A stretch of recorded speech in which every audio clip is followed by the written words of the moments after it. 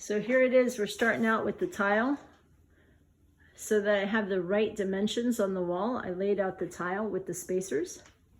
And I'm putting a primer on the wall. It's actually a really good idea to put a primer on the wall. It makes it so that the thin set will adhere to the walls really well. Let me show you what it is.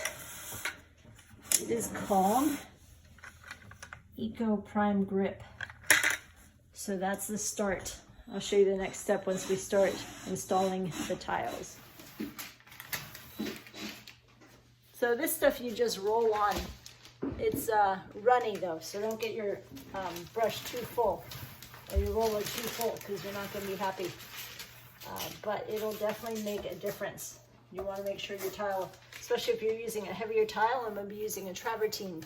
So it's smaller.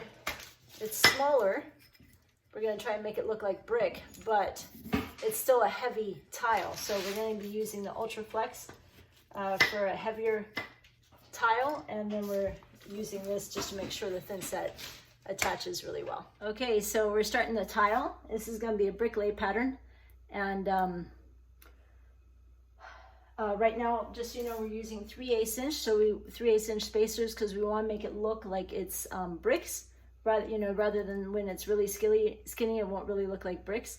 So I just started the first row, and then once I get a few more rows in, I'll show you how that looks. Now you got to take into account when you're doing your cuts that you account for the spacer. Otherwise, when you cut your tile, it's not going to be right in the middle. So you put your tile, I don't think that's the right one. Put your spacer, you put your tile, and then you got your space for the other tile on the other side. So very important. Fortunately, on a backsplash, we're working with a level top, so that makes it a lot easier. But still, if you didn't have a level top, then you would want to draw a line on your wall so that you know where your level is, or you could use a laser level, but got lucky today.